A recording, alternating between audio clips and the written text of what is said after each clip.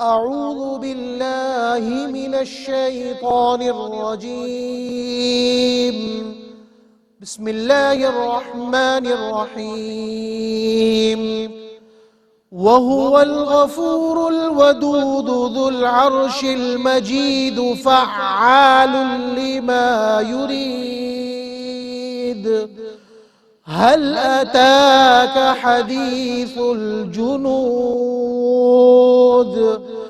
فرعون وثمود بل الذين كفروا في تكذيب والله من ورائهم محيط بل هو قرآن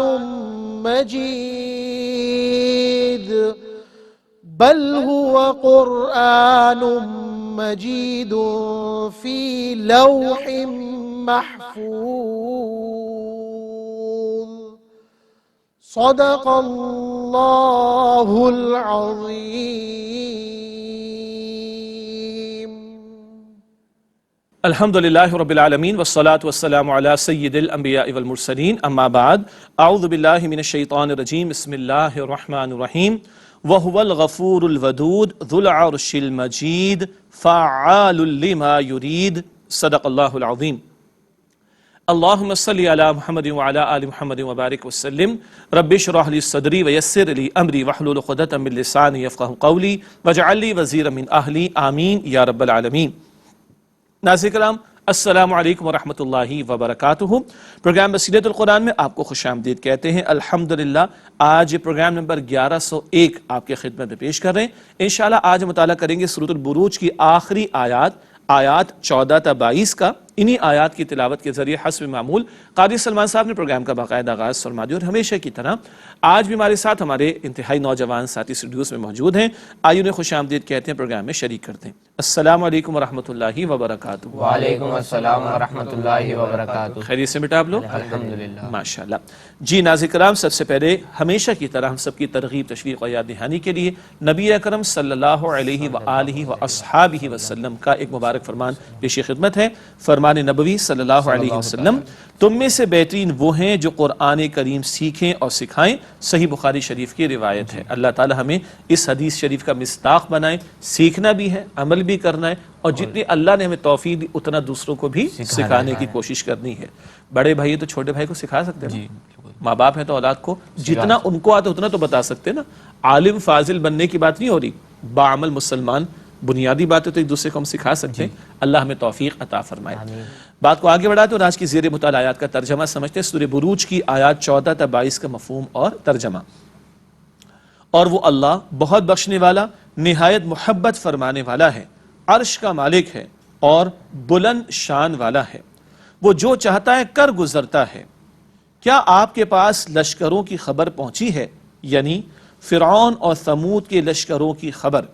بلکہ وہ لوگ جنہوں نے کفر کیا وہ حق کو جھٹلانے میں لگے ہوئے ہیں، اور اللہ ان کا ہر طرف سے احاطہ کرنے والا ہے.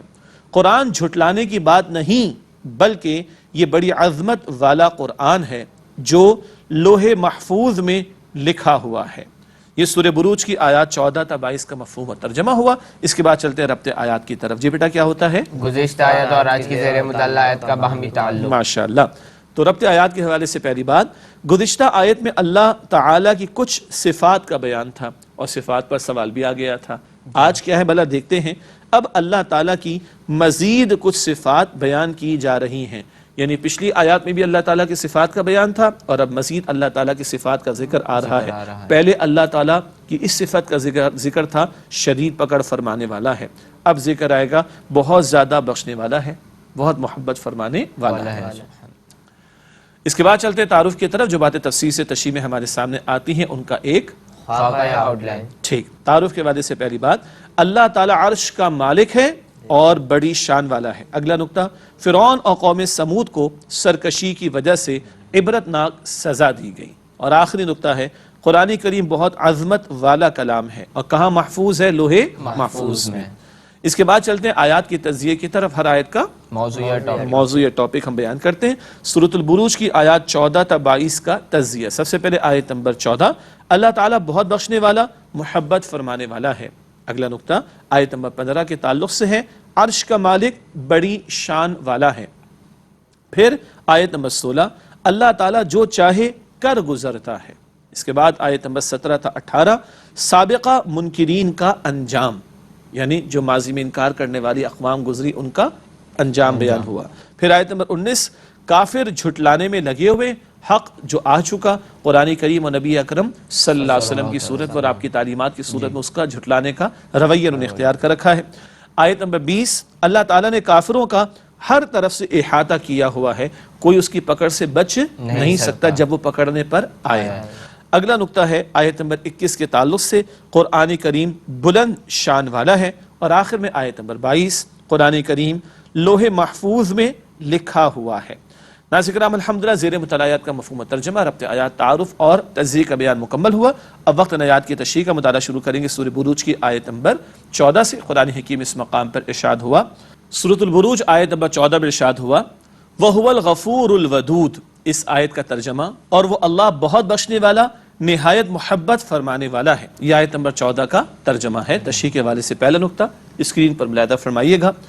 اللہ تعالیٰ غفور ہے، جرم کے ارتکاب کے بعد اگر اس سے معافی مانگ لی جائے تو معاف فرما دیتا ہے. سبحان اللہ. پچھلی آیت میں اللہ کی پکڑ کا ذکر تھا، اب اللہ تعالیٰ کے بخش دیے جانے کا ذکر ہے کہ توبہ کر لو، گناہ کر بیٹھے ہو توبہ کر لو، اللہ تعالیٰ معاف فرمانے والا ہے. یہ دونوں انداز ضروری ہیں. ٹھیک ہے، اللہ تعالیٰ کے عذاب کا بیان بھی بار بار قرآن میں آتا ہے اور اللہ تعالیٰ کی رحمت کا بیان بھی بار بار آتا ہے، تاکہ بندہ عذاب کا خوف رکھے، گناہوں سے بچے اور اللہ تعالیٰ کی رحمت کی امید رکھے، خیر میں آگے بڑھے. گناہ کر بیٹھا ہے تو توبہ کر لے، اللہ تعالیٰ معاف فرمانے والا ہے. یہ توازن ہونا چاہیے. اللہ کے پیارے رسول صلی اللہ علیہ وآلہ وآصحابہ وسلم نے ارشاد فرمایا، الایمان بین الخوف والرجاء. ایمان خوف اور امید کی درمیانی کیفیت کا نام ہے. تو اللہ کی پکڑ کا خوف بھی رہے اور اللہ کی رحمت کی امید بھی رہے. یہ ہے ایمان کی کیفیت. یہ توازن رہنا چاہیے. اگلا نقطہ اس آیت کی تشریح میں، وہ ودود ہے کہ اپنی مخلوق سے انتہائی محبت کرنے والا ہے. ودود ہے، محبت کرنے والا. مودت کا لفظ اسی سے بنا. البتہ ایک اہم نقطہ، بالخصوص اپنے فرما برداروں سے وہ خوب محبت فرماتا ہے. اور فرما بردار اور ایمان والوں کے ساتھ تو اللہ دوستی کا معاملہ فرماتا ہے. اللہ ولی الذین آمنوا. اللہ ولی ہے، سرپرست ہے، پشت پناہ ہے، حمایت فرمانے والا ہے، دوست بنانے والا ہے. کسے؟ ایمان والوں کو. تو اللہ کی خاص محبت ایمان والوں کے لیے، فرما برداروں کے لیے. اس میں بھی نقطہ کیا ہے؟ تو جو ظالم ایمان والوں کے ساتھ، اللہ کے پیارے بندوں کے ساتھ ظلم و ستم کریں، اللہ تعالیٰ ان کو چھوڑے گا نہیں. وہ اللہ تعالیٰ کی پکڑ سے بچ نہیں سکیں گے. کس قدر اللہ تعالیٰ مجھے اور آپ کو ترغیب دلاتا ہے، تشویق دلاتا ہے، موٹیویٹ کرتا ہے، انسپیریشن دیتا ہے کہ ہم اس کے ہو رہے ہیں، ایمان والے بنیں اور ایمان کے ساتھ نیک اعمال کرنے والے بنیں. اگلی آیت کریمہ سورہ بروج کی آیت نمبر 15، ذو العرش المجید. اس آیت کا ترجمہ، عرش کا مالک ہے اور بلند شان والا ہے. اس آیت کا ترجمہ ہوا آیت نمبر 15 کا. تشریح کے حوالے سے پہلا نقطہ، اللہ تعالیٰ عرش کا مالک ہے جو تمام کائنات پر محیط ہے، وہ بڑی شان و شوکت والا ہے. اب اللہ کی عرش کی کیفیت کو ہم سمجھ نہیں سکتے. ہے جیسا کہ وہ ہے، اللہ کی ذات ہے جیسا کہ اللہ ہے، اور اللہ کا عرش بھی ہے جیسا کہ ہے. یہ غیب کے امور میں سے ہے اور اللہ کی کتاب نے، اللہ کے رسول علیہ السلام نے بتایا تو ہمارا ان پر ایمان ہے. اگلا نقطہ، مجرم انسان کو اس بات پر متنبہ کیا جا رہا ہے کہ وہ ایسی عظیم ہستی کے مقابلے میں گستاخانہ رویہ چھوڑ دے جو اللہ تعالیٰ کا انکار کر رہے ہیں، معاذ اللہ، اللہ تعالیٰ کے ساتھ شرک کر رہے ہیں، اللہ کے احکام کی تعلیم کا مذاق اڑا رہے ہیں، معاذ اللہ. ان کو کہا جا رہا ہے اللہ کی عظمتوں کا ذکر سنو اور ایسی عظیم ترین ہستی کے مقابلے میں گستاخی کے رویے کو ترک کر دو. ان کو متنبہ کیا جا رہا ہے، وارن کیا جا رہا ہے. اگلی آیت سورہ بروج کی آیت نمبر 16، فعال لما یرید. اس آیت کا ترجمہ، وہ جو چاہتا ہے کر گزرتا ہے. آیت نمبر 16 کا ترجمہ ہوا. تشریح کے حوالے سے پہلا نقطہ، اللہ تعالیٰ کے اختیارات اس قدر وسیع اور کامل ہیں کہ کہ وہ جو چاہے کر گزرتا ہے اور کمال حکمت سے کرتا ہے، کل اختیار بھی رکھتا ہے اور اختیار کو پوری حکمت کے ساتھ استعمال فرماتا ہے۔ یہ بات پہلے بھی ہم کئی مرتبہ سن چکے ہیں، ورنہ آپ کو پتہ ہے نا، جس کے بعد تھوڑا سا بھی اختیار آ جاتا ہے تو گڑبڑ شروع ہو جاتی، اور زیادہ اختیار ہوگا تو زیادہ گڑبڑ ہوگی، اور بہت زیادہ اختیار آ جائے تو بہت زیادہ گڑبڑ تباہی آ جائے گی۔ لیکن اللہ کا معاملہ کیا ہے؟ پورا اختیار بھی ہے اور وہ حکمت کے ساتھ اپنے اختیار کو استعمال فرماتا ہے۔ اگلا نقطہ اس آیت کی تشریح میں، مخلوق میں سے کوئی اس کے کام میں رکاوٹ نہیں ڈال سکتا، جو چاہے وہ کر سکتا ہے، کوئی اس سے کوشچن نہیں کر سکتا، کوئی اس سے سوال نہیں کر سکتا، کوئی اس کے فیصلے کے عمل درآمد ہونے میں رکاوٹ نہیں ڈال سکتا۔ اگلی آیت سورہ بروج کی آیت نمبر 17، ہل اتاک حدیث الجنود، یہ آیت نمبر 17، اس کا مفہوم و ترجمہ، کیا آپ کے پاس لشکروں کی خبر پہنچی ہے؟ یہ آیت 17 کا ترجمہ تشریح کے حوالے سے ایک مختصر نقطہ اسکرین پر ملاحظہ فرمائیے گا۔ اللہ تعالیٰ نے ماضی میں کئی سرکش قوموں کو ہلاک کیا، ان کا ذکر مختصر انداز میں کیا جا رہا ہے۔ قوموں کے واقعات تو بہت مرتبہ قرآن حکیم میں بیان ہوئے، ہم تفصیل سے پڑھ کر آ چکے ہیں، یا مختصر اشارہ ہو رہا ہے۔ اگلا بیان سورہ بروج کی آیت نمبر 18، فرعون و ثمود، اس آیت کا ترجمہ یعنی فرعون اور سمود کے لشکروں کی خبر، یہ آیت نمبر 18 کا ترجمہ، کیا ان کے بارے میں بات پہنچی ہے؟ سمجھانے کا انداز ہے کہ ذرا پچھلوں کے حالات سے کیا حاصل کرو؟ عبرت حاصل کرو۔ اس آیت کی تشریح کا پہلا نقطہ، فرعون اور قوم سمود کا ذکر جنہیں اپنی طاقت پر بڑا ناز تھا، اس آیت کی تشریح کے حوالے سے اگلا نقطہ، لیکن سرکشی کی راہ اختیار کرنے پر انہیں تباہ و برباد کر دیا گیا۔ فرعون اور آل فرعون کا ذکر ہم پڑھتے ہیں قرآن میں، قوم سمود صالح علیہ السلام کی قوم، ان اقوام نے بڑی سرکشی کی، اللہ نے بڑی نعمتیں ان کو عطا کی تھی، بڑے وسائل عطا کیے تھے، تکبر میں آ گئے، فرعون نے تو خدائی تک کے دعوے کر ڈالے۔ قوم سمود نے صالح علیہ السلام کو جو اونٹنی معجزے کے طور پر عطا کی، اس کو ہلاک کر ڈالا تھا، ٹھیک ہے۔ تو یہ جب سرکشی انہوں نے دکھائی تو پھر اللہ تعالیٰ کی پکڑ ایسے ظالموں پر آئی، اس کی طرف توجہ دلائی جا رہی ہے۔ اگلی آیت سورہ بروج کی آیت نمبر 19، ارشاد ہوا بل الذین کفروا فی تکذیب، یہ آیت نمبر 19 ہے۔ اس آیت کا ترجمہ، بلکہ وہ لوگ جنہوں نے کفر کیا وہ حق کو جھٹلانے میں لگے ہوئے ہیں، یہ آیت نمبر 19 کا ترجمہ تشریح میں ایک مختصر نقطہ ہے۔ گزشتہ منکرین کے واقعات و انجام معلوم ہو جانے کے باوجود کفار حق کو جھٹلانے میں لگے ہوئے ہیں۔ اللہ تعالیٰ اقوام کے ذکر کر رہا ہے، سامنے پیش ان کے پچھلی قوموں کی تباہی کا ذکر آ رہا ہے، اور ان مکے والے جو انکار کر رہے تھے ان کے مقابلے میں پچھلی قومیں بہت زیادہ طاقتور بھی تھیں، تو وہ تباہ ہو گئیں، تو تمہاری کیا حیثیت ہے؟ تو تم ان کے واقعات سے عبرت حاصل کرو، اور آخری رسول آ گئے ہیں صلی اللہ علیہ وآلہ وسلم، ان کی دعوت کو قبول کرو، اگر مخالفت کرو گے، اکڑ دکھاؤ گے تو پچھلوں کا انجام تمہارے سامنے ہے۔ یہ آیت نمبر 19 کا بیان مکمل ہوا۔ اگلی آیت سورہ بروج کی آیت نمبر 20 ارشاد ہوا واللہ من ورائہم محیط، اس آیت کا ترجمہ کرتے ہیں، اور اللہ ان کا ہر طرف سے احاطہ کرنے والا ہے، یہ آیت نمبر 20 کا ترجمہ تشریح میں ایک مختصر نقطہ آپ کے سامنے رکھیں گے۔ مگر اللہ تعالیٰ نے ان کفار کا مکمل احاطہ کر رکھا ہے، اور وہ کسی وقت بھی انہیں برے انجام سے دوچار کر سکتا ہے۔ یہ وعید اور وارننگ آ گئی کفار کے لیے کہ تم اللہ کے حکم کے پابند ہو، اور اللہ نے تمہارا مکمل احاطہ کر رکھا ہے، اور جب چاہے اللہ تمہیں سزا سے دوچار کر سکتا ہے۔ ناظرین کرام، ایک وقفہ لیتے ہیں، اس کے بعد انشاءاللہ اگلی چند آیات کا مطالعہ آپ کے سامنے رکھیں گے۔ امید آپ ہمارے ساتھ ہی رہیں گے۔ السلام علیکم ورحمۃ اللہ وبرکاتہ۔ ناظرین کرام، پروگرام بصیرت القرآن میں آپ کو خوش آمدید کہتے ہیں۔ سورۃ البروج کی آخری 2 آیات کا مطالعہ آپ کے سامنے رکھیں گے۔ مطالعہ شروع کرتے ہیں سورۃ بروج کی آیت نمبر 21 سے۔ اللہ تعالیٰ نے اس مقام پر قرآن حکیم میں ارشاد فرمایا بل ہوا قرآن مجید، اس آیت کا ترجمہ قرآن جھٹلانے کی بات نہیں بلکہ یہ بڑی عظمت والا قرآن ہے، یہ آیت نمبر 21 کا مفہوم اور ترجمہ تشریح کے بارے سے ایک ہی مختصر نقطہ ہے۔ کفار جس قرآن کو جھٹلا رہے ہیں وہ بڑی بلند عظمت و شان والا ہے، عالم کے لیے ہدایت اور حصول کامیابی کا ذریعہ ہے۔ ایک طرف حضور کی ذات بابرکات صلی اللہ علیہ وسلم، سچی ذات، صداقت والی ذات، ٹھیک ہے، اور عظیم کلام قرآن، اس قدر حق ان کے سامنے واضح ہو رہا ہے، مگر یہ جھٹلانے میں لگے ہوئے۔ تو اللہ تعالیٰ فرما رہے قرآن کو ایسی شے نہیں کہ جس کو جھٹلایا جائے معاذ اللہ، بلکہ یہ تو عظمتوں والا کلام ہے، اور یہ تو پورے عالم کی تقدیر بدل دینے والا کلام ہے۔ کس رات میں آتا ہوا؟ قدر کی رات میں۔ ایک بڑا پیارا نقطہ اہل علم نے بیان فرمایا، قدر کی رات کون سی رات ہے؟ تقدیروں کو بدلنے والی۔ تو تقدیروں کو بدلنے والی رات میں تقدیروں کو بدلنے والی کتاب اللہ نے عطا فرمائی. تو اتنا عظمت والا کلام ہے، تو عالم کے لیے ہدایت کا ذریعہ اور کامیابی کے حصول کا ذریعہ ہے. اس کو تھامے تو کامیابی، نہ تھامے تو ناکامی. لیکن ان کفار کا معاملہ کیا ہے کہ اس کو جھٹلانے میں ہی لگے ہوئے ہیں. اگلی اور آخری آیت ہے سورہ بروج کی آیت نمبر 22. ارشاد ہوا فی لوح محفوظ. اس آیت کا ترجمہ جو لوح محفوظ میں لکھا ہوا ہے. یہ سورہ بروج کی آخری آیت کا ترجمہ ہوا آیت نمبر 22 کا. تشریح کے حوالے سے پہلا نقطہ، قرآن کریم لوح محفوظ میں لکھا ہوا اور محفوظ ہے. یہ محفوظ کا لفظ 2 مرتبہ آ گیا. ٹھیک ہے، کہاں لکھا ہوا ہے؟ لوح محفوظ میں. وہاں سے اچھا قدر کی رات کا ذکر آیا تھا نا، شب قدر. ٹھیک ہے، قدر کی رات. اس رات میں پہلے آسمان پر پورے قرآن کا نزول کر دیا گیا. انا انزلناہ فی لیلۃ القدر یکدم. اور وہاں سے تھوڑا تھوڑا تھوڑا نبی اکرم صلی اللہ علیہ وسلم پر 23 برس میں نازل ہوا. کہاں ہے لکھا ہوا؟ محفوظ، لوح محفوظ. وہاں سے پہلے آسمان پر قدر کی رات، اور پھر 23 برس میں نجمن کہتے ہیں تھوڑا تھوڑا کر کے نبی کریم صلی اللہ علیہ وسلم کے قلب اطہر پر اللہ سبحانہ و تعالیٰ نے قرآن کریم کو نازل فرمایا. اگلا نقطہ اس آیت کی تشریح کا بڑا قیمتی نقطہ ہے. اس میں جو کچھ لکھا ہے وہ اٹل اور حق ہے.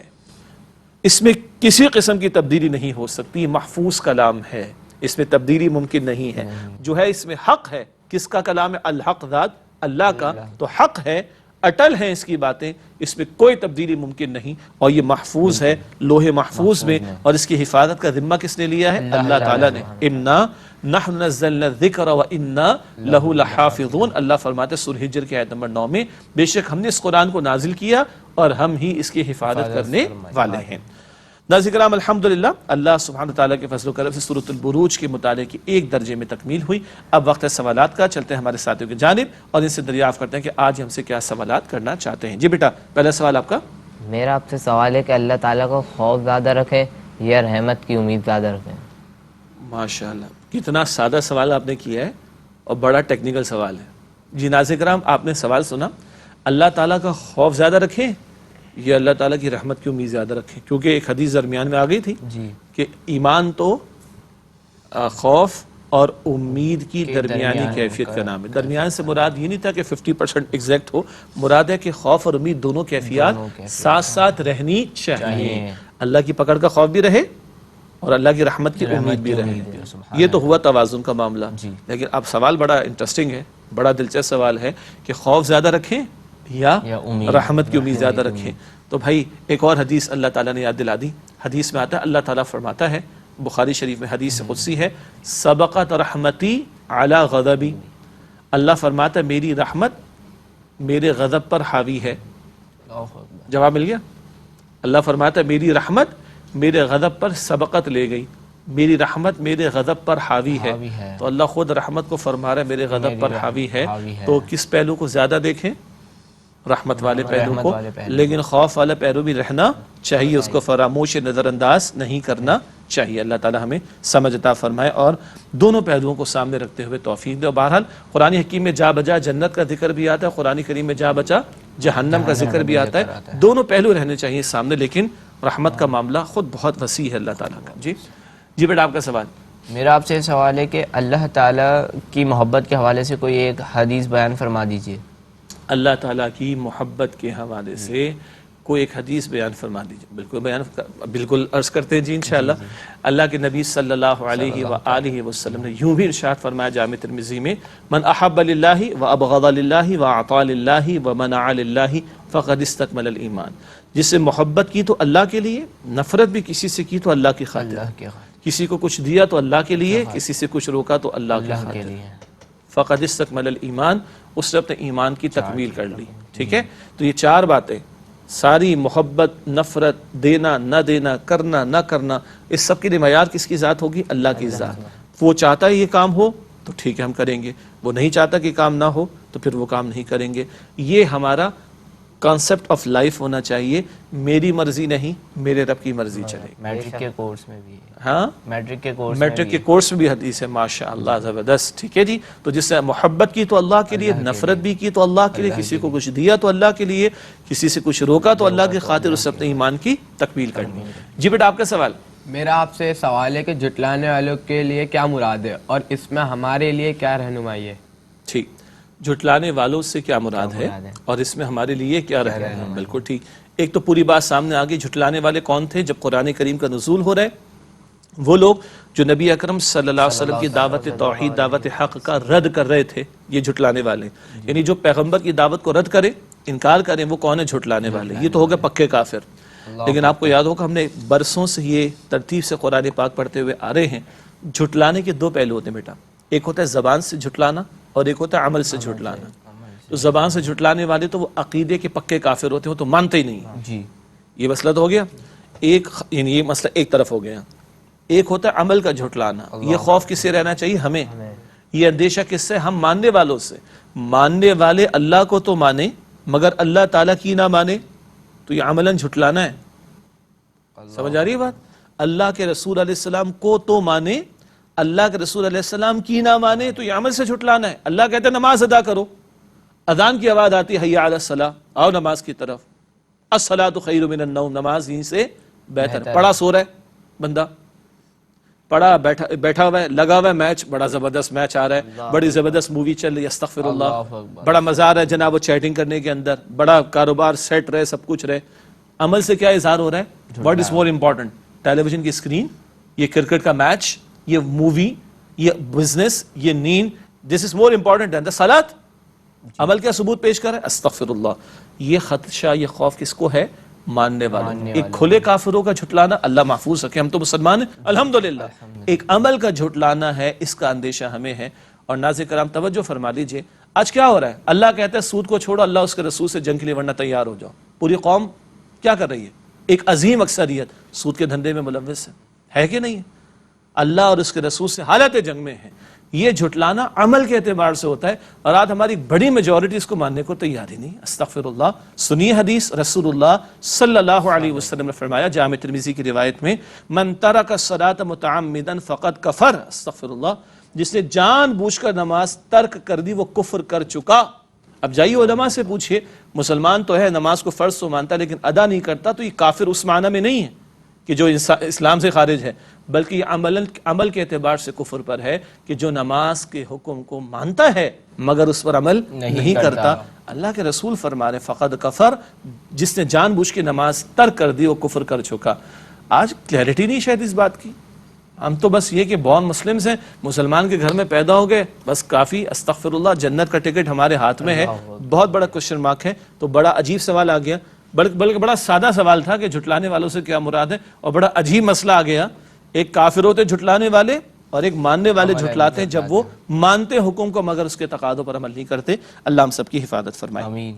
الحمدللہ سوالات اور ان کے جوابات آپ کی خدمت میں پیش کیے گئے. پروگرام کے آخری لمحات، آخری مختصر سیگمنٹس کو شامل کرتے ہیں. سب سے پہلے قرآنی معلومات کا نقطہ. آپ کے علم ہے کہ شروع سے ایک سورت کے مضامین مختصر ایک ون لائنر اسٹیٹمنٹ کی صورت میں بیان کرتے ہوئے آئے.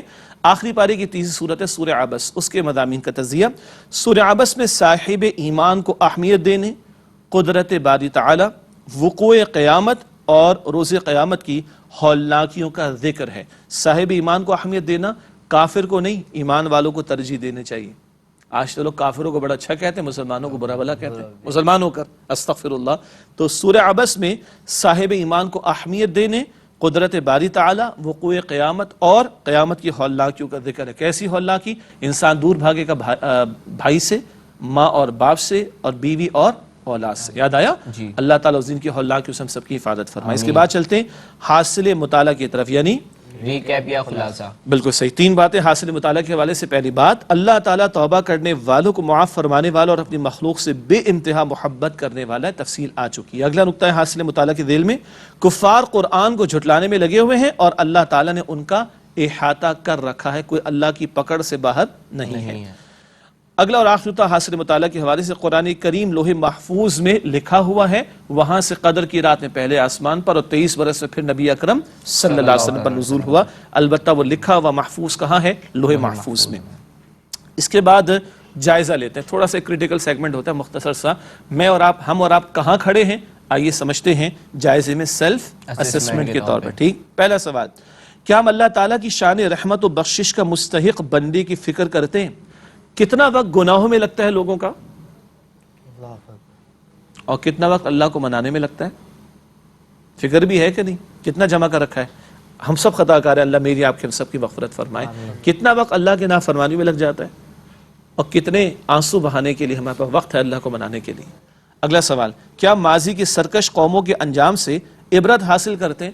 آج لوگوں کا خیال ہم ٹیکنالوجی کے دور میں رہ رہے ہیں، تو پچھلے والے تو بیچارے بالکل بے وقوف تھے، ان کے بعد کچھ نہیں تھا. فرعون کے پیرامڈس 2.6 ملین 26 لاکھ پتھر اس میں استعمال ہوئے ہیں کہا جاتا ہے، واللہ اعلم. اور کیا پرفیکٹ ڈیزائن ہے اس وقت کے دور کے اعتبار سے اور آج کی جو آرکیٹیکچر کے ایکسپرٹس ہیں ان کے ذہن کے مطابق. لیکن اللہ تعالیٰ نے فرعون کو بھی لاش اس کی عبرت بنا کر دنیا کے سامنے رکھ دیا. تو بے وقوف نہیں تھے، کم وسائل والے نہیں تھے. ہمارا یہ خیال ہے کہ شاید ہم ٹیکنالوجی کے دور میں جی رہے ہیں نہ. ماضی قریب میں بھی دیکھ لیں، بعض بڑی بڑی اقوام، ان کے نام بھی اب آپ کو دنیا کے گلوب پر، نقشے پر نہیں ملتے. اگلا سوال ہے جائزے کے طور پر، کیا ہم قرآن کریم پر انفرادی و اجتماعی زندگی دونوں میں عمل کے لیے کوشاں ہیں؟ یہ قرآن سے رمضان شریف میں تلاوت کے لیے نہیں آیا. یہ خالی بیٹیوں کو، اب وہ بھی شاید ہوتا ہے کہ نہیں ہوتا، جہیز میں، جہیز بھی تصور ہی نہیں سنت میں کوئی، بس وہ شادی کے موقع پر بچیوں کو ہم نے دے دیا، کسی کا انتقال ہوا تو مسجد میں قرآن خوانی کرا دی اور وہاں پہ قرآن حکیم کے چند نسخے رکھ دیے. کیا بس قرآن اس لیے آیا؟ انا للہ و انا الیہ راجعون. ہم تو سمجھتے آئے ہیں کتاب ہدایت ہے، اس کو سیکھنا ہے، سمجھنا ہے، عمل کرنا ہے. کلیکٹیو افیئرز آف لائف میں، اجتماعی زندگی میں اس کے احکام کے نفاذ کی کوشش کرنی ہے. ہم ایسا کر رہے ہیں کیا؟ یہ میرا مجھ سے سوال آپ اپنے آپ سے کیجئے اور چلتے ہیں اس کے بعد آخری دو باتوں کی طرف. گزشتہ سوال کا جواب، سوال ہم نے آپ کے سامنے رکھا تھا، سورہ یوسف کی آیات 1 تا 49 میں سے کس آیت میں ذکر ہے کہ حکم کا اختیار تو اللہ تعالیٰ کے لیے ہے؟ درست جواب ہے سورہ یوسف کی آیت نمبر 40. سورہ یوسف آیت نمبر 40، قرآن کہتا ہے ان الحکم الا للہ. حکم کا اختیار کس کے لیے؟ اللہ کے لیے. آج کافروں کے حکم چل رہے ہیں، کافروں کے قوانین چل رہے ہیں، شریعت کے خلاف قوانین بن رہے ہیں. لوگ کہہ رہے ہیں ہماری مرضی، ہماری عقل، ہمارا نظام، ہمارا سسٹم. اللہ کہتے ہیں نہیں، سسٹم کس کا؟ اللہ. ان الحکم الا للہ. سورہ یوسف کی آیت نمبر 40. اللہ کو مان کر اللہ کی حاکمیت کو ماننا اور اس کی حاکمیت کے نفاذ کی کوشش کرنا یا جس امت کے کاندھوں پر ہے، یہ اللہ کا کلام ہمیں بتاتا ہے. چیک کیجئے، سورہ یوسف آیت نمبر 40 درست جواب ہے. آج کا سوال نوٹ کیجئے گا، سورہ یوسف کی آیات 50 تا 111 میں سے کس آیت میں نبی کریم صلی اللہ علیہ وآلہ وسلم کا یہ عمل بیان ہوا ہے کہ آپ صلی اللہ علیہ وسلم اللہ تعالیٰ کی طرف دعوت دیتے ہیں؟ یہ 23 برس کی سنت ہے رسول اللہ علیہ السلام کی. تلاش کیجئے گا، سورہ یوسف کی آیات 50 تا 111 میں سے کس آیت میں نبی کریم صلی اللہ علیہ وآلہ وسلم کا یہ عمل بیان ہوا ہے کہ آپ صلی اللہ علیہ وسلم اللہ تعالیٰ کی طرف دعوت دیتے ہیں؟ درست جواب انشاءاللہ اگلے پروگرام میں آپ سے شیئر کریں گے. اور اسی کے ساتھ آپ کو بھی معلوم ہے کہ وقت پر پروگرام کا مکمل اجازت چاہیں گے. آپ تینوں ساتھیوں کا بہت شکریہ، اللہ آپ کو خوش رکھے، جزائے خیر عطا فرمائے. ناظرین کرام، ہم سب کو، ہماری پوری ٹیم کو، ہمارے ساتھ تعاون کرنے والوں کو، ہمارے قاری صاحب کو، کیو ٹی وی کی انتظامیہ کو اور تمام مسلمانوں کو اپنی دعا میں یاد رکھیے. اے اللہ سبحانہ وتعالیٰ میں آخرت کا طلبگار بنا. اے اللہ سبحانہ وتعالیٰ ہمیں قولی اور عملی تکذیب، یعنی قول سے، عمل سے تکذیب کرنے، جھٹلانے سے محفوظ فرما اور اپنی اور اپنے پیارے رسول علیہ السلام کی کامل اطاعت کی توفیق عطا فرما. آمین یا رب العالمین. وآخر دعوانا الحمدللہ رب العالمین. والسلام علیکم ورحمۃ اللہ وبرکاتہ.